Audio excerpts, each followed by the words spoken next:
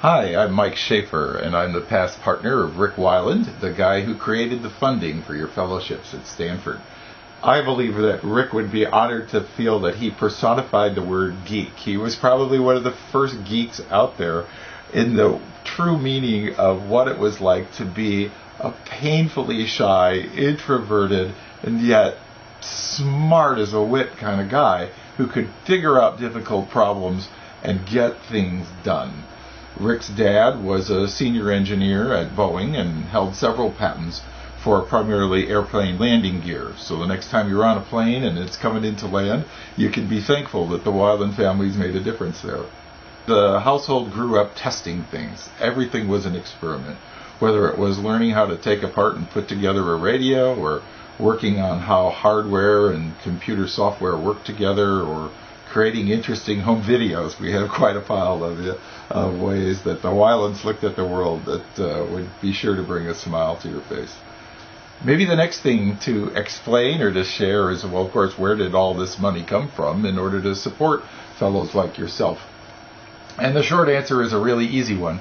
Ric was the 5th employee at Microsoft. He went to high school with Paul Allen and Bill Gates. He was one of the first 15 employees, and then left Microsoft when he was 35 in the late 80s, retiring with a value at that time of a net worth of what I figure to be around $4 million. But the late 80s were a difficult time for gay men like Ric, and really for the whole gay community. Folks who had seroconverted like Ric had very short life expectations. The thought of living even another 5 years as an HIV positive man in the late 80s was a huge commitment, a huge risk at that time. And so he really did focus on what good his wealth could do and how to come up with a philanthropic plan that met both his needs and the needs of our community. There were 3 broad goals that we set up for these fellowships at Stanford.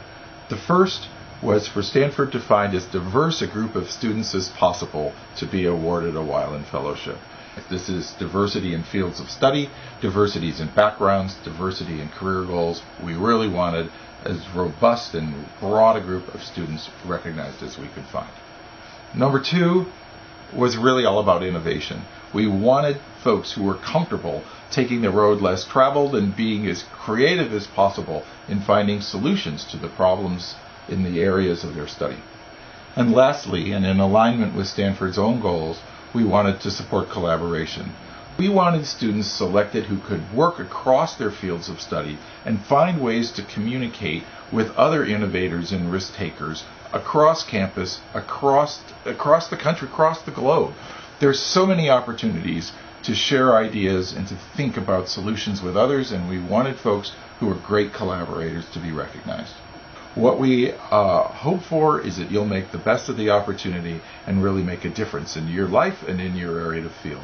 So my final word, cheers, many thanks for the work that you're doing.